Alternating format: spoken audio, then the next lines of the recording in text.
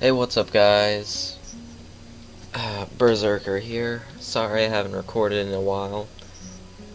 Just some personal matters and a mix of not feeling like doing it, so I'm sorry for that, and I will do my best to make up for it. If I'm right, we're at this part. Okay. Sorry if I end up rereading anything. I don't mean to. There's gotta be something to do to kill the time. We're gonna go to the library. The library seems as good a place as any to go. Hanako looked as if she was taken pretty off guard by Lily leaving, so she might want someone to talk to. Slinging my bag over my shoulder, I make my way out of the classroom. I walk down the hallway to the library, past a multitude of closed doors. Through each one of them, the sound of furious rehearsal can be heard. Rock music blares out of one door, almost as loud as a concert. I guess that's one of the advantages of a private school. There are actually enough rooms to go around at a time like this. And when I think about it, the grounds and buildings of the school are kept in pretty good condition. That can't be too cheap. I've heard that this place has some pretty serious benefactors. The walls of the library only partially insulate the noise of the festival preparations, but they're the only sounds to be heard. Not a soul stirs here, with everyone apparently enjoying the weather outside or working on festival events. Yuko isn't here either. Maybe she doesn't work on Sundays. I quietly walk through the library, now fairly familiar with its layout. I head to the back where Hanako's private little corner is. I run my hand along the spines of the books on the way through, feeling the individual textures of each as I glance across the titles.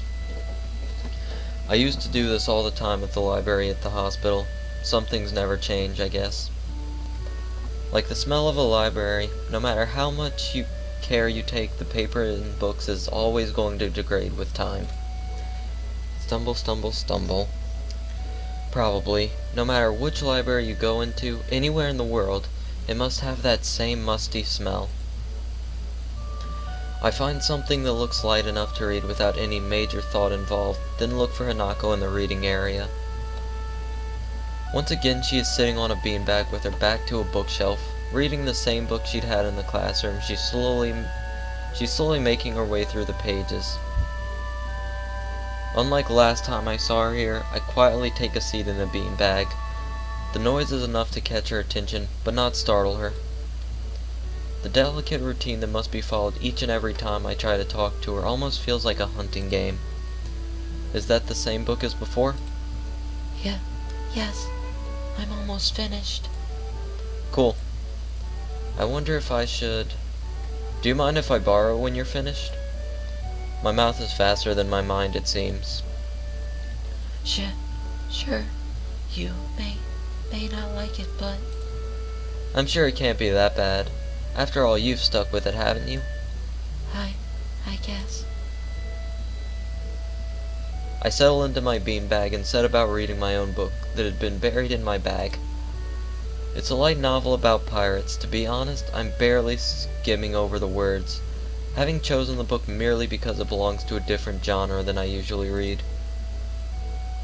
Finding it hard to muster enough enthusiasm to finish the book, and noting that I've inadvertently distracted Hanako quite a bit, I decide to try and make a conversation. So, I see Lily left without you? She nods before taking her eyes off her book. She must have been really into it after all. Lily said she had to go and meet someone. That would be her sister. Give me 1 second. I don't know if it's loud for you, but... it's so low already. I'm just gonna assume it's not that loud for you. Akira, her sister. Sister? I haven't heard her talk about her family. She and Akira used to live together. I thought all the students lived in the dorms. We don't have to. But it's easier, right? I mean, there's food here and you're close to school. I don't think I've ever been to class on time so often in my life. Her badly hidden smile proves quite rewarding. In the back of my mind, I know I have a bit of homework to catch up on, but it's quite comfortable in here. No one can find me and force me into working for their pet project either. Though now that I'm thinking about the festival, another question comes up. Hey, Hanako, what are you doing for the festival? For a split second, I think that Hanako is about to throw her book in the air from shock. Sorry? I was just thinking what you're doing for the festival tomorrow. Anything planned? I don't know. Hanako answers in the way that people do when they don't want you to ask any more questions. I take it large crowds and loud music aren't really her thing. Oh, okay. Change the subject. So, what kind of porn do you like? Uh, uh, forget I said that. So, what's Lily's sister like? She's nice. She's pretty like Lily, but she dresses businesslike. Businesslike? She's always wearing a suit. Ah, I see. And that makes her less pretty somehow. Hanako gives an embarrassed shake of her head. No. Just different. I'll admit it, this has got me intrigued. To hear Hanako talk about someone other than Lily is a first. Sorry about that. And to be complimentary about it too. But as I try to picture this mystery sister, all I can think of is Lily in a suit. And I can't imagine that not being attractive. Not at all. No, this is not good. Not at all. Not good at all. Well, one day you'll have to introduce me to her. Oh, okay. Our brief conversation ends as abruptly as it started, and we both return to our novels.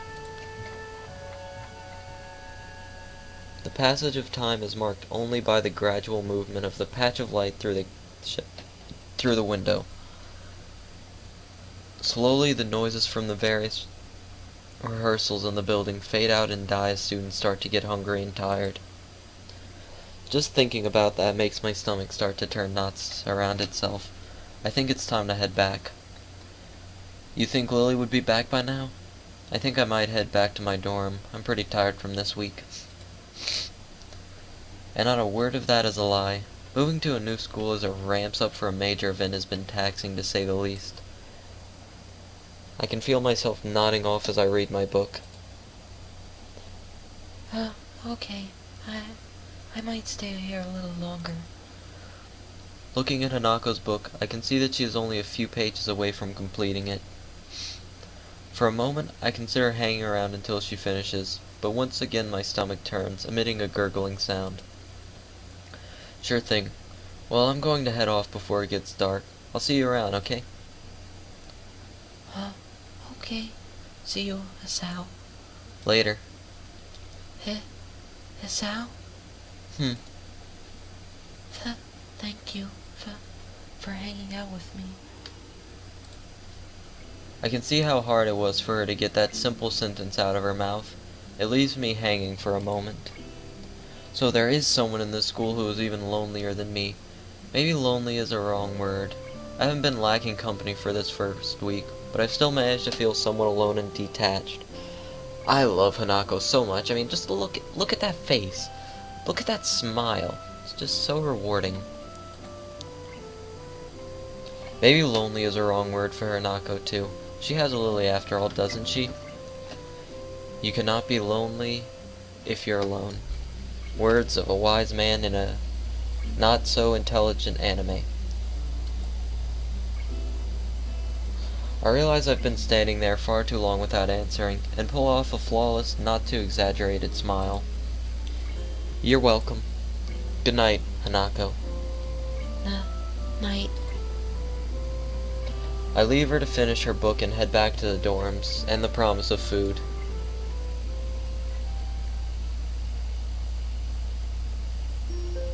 Transition!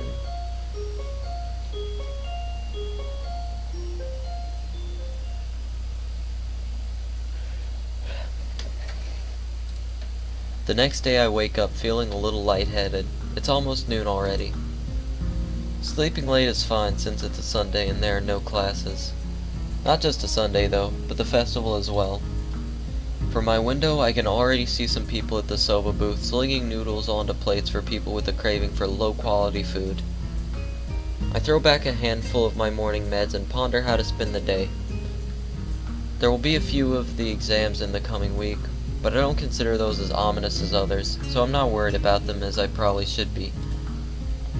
With no urgent obligations regarding education, I should be free to spend the day at the festival as I like.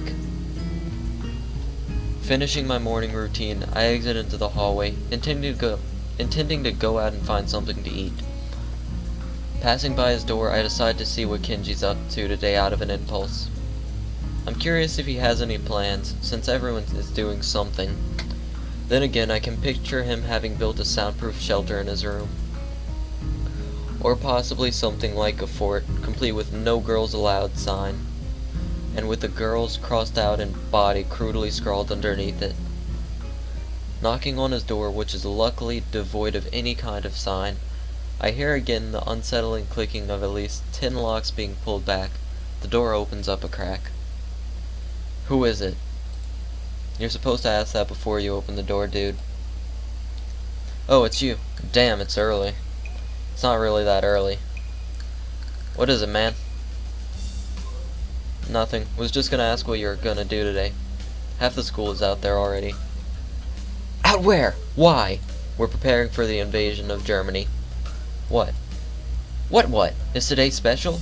Why are they there? Who are? I can hear them. It's loud. Don't tell me. Has the invasion begun? He suddenly looks more alarmed. What day is it, man? Yeah, I guess you can't see the big wooden booths outside, and people selling stuff. What the hell are you talking about? I have my curtain closed at all times to thwart the snipers. I fucked up that line so much. It's a festival, you know that, right? Oh shit, that's today? Ah, damn. Ah, damn.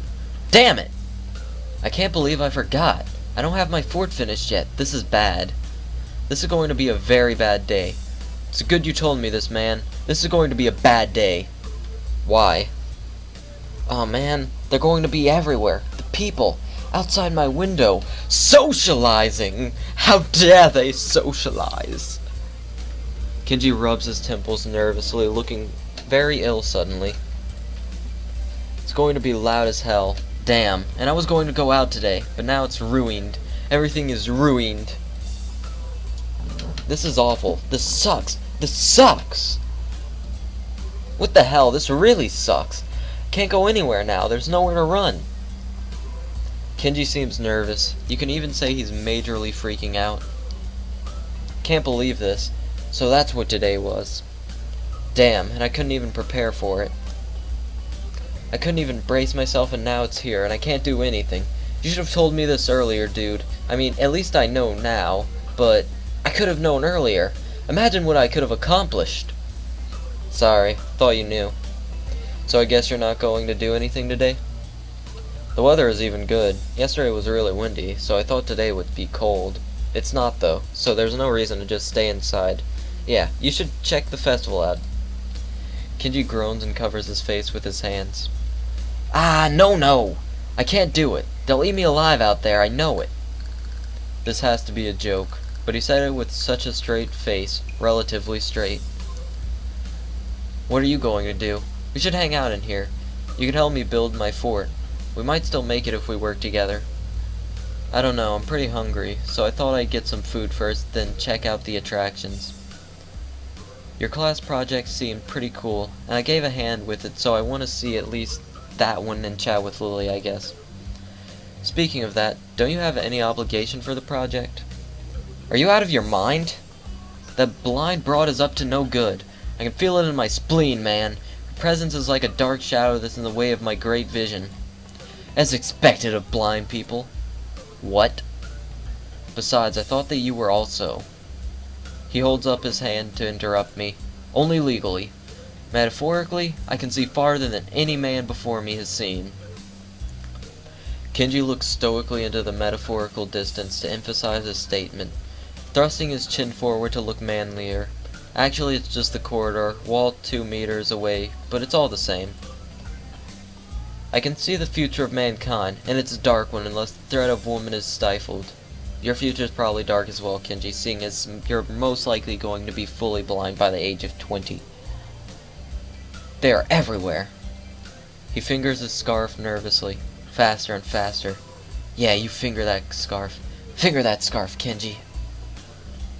Like he is trying to start a fire, then slowly begins to calm down once the panic attack finishes running its course.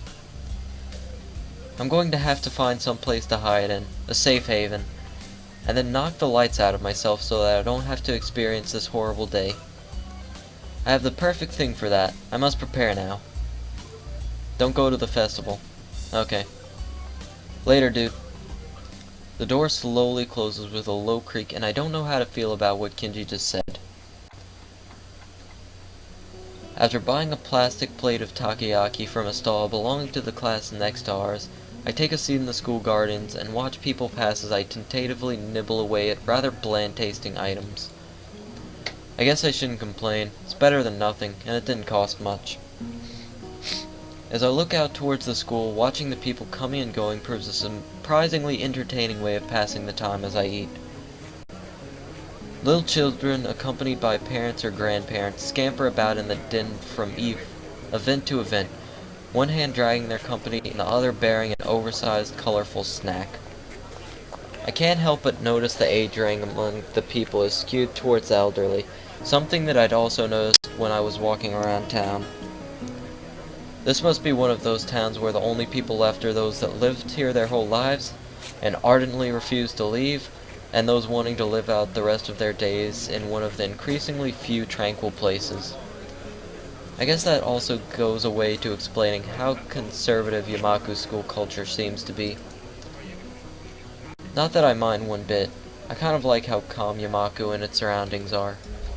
The heat, though, is another matter entirely. Sitting in one place for so long has focused my mind on how annoyingly humid it's getting, now that the hottest part of the day is here. I better get moving if— Gah! The sound of the Carillion bell takes me completely by surprise as I stand up, a reaction shared by a few of the people strolling around as well. The PA system crackles to life after the tolling bell ends. Its age shows as the principal makes a barely intelligible announcement over it, officially opening the festival that's very much in full swing. It's easy to forget the Yamaku even has a principal, as in no point in the game do you interact with them. It's quite amusing to contrast the pleasant smiles of the older folk against the alternatively pained and bored grimaces of their younger charges. The students, on the other hand, seem to pay little heed. Nevertheless, as the address finally ends, all are united in polite, if not overly enthusiastic applause, and then get back to business. Slipping a hand in my pocket to look as relaxed as possible, I casually glance around for something to do. It's somewhat difficult to see very far with all the people around. I decide to fall back on a tried and trusted rule: go where everyone else seems to be gathering. Right now, that's the school courtyard and its surroundings. Throwing the used plate into a trash can, I make my way towards the school building. Seeing the number of stalls around the perimeter of the school building surprises me. Quite a few of the classes must have opted to have multiple stalls. In deciding which to visit first, I catch sight of a familiar banner with blue patterned border and red text. Lily's stall is as good a place to start as any. I'm curious as to how it's going, after all of the work she and her class have been doing for it. Stepping up to it, I begin to see why the class took so long to organize everything. Easily twice as wide as many of the other stalls, and with equipment for cooking strewn everywhere, it's closer to an outdoor restaurant than a festival event. Okay, I'm gonna end the part here, and I will definitely continue recording, I promise. So, thank you guys so much for watching, and I'll see you later. Peace.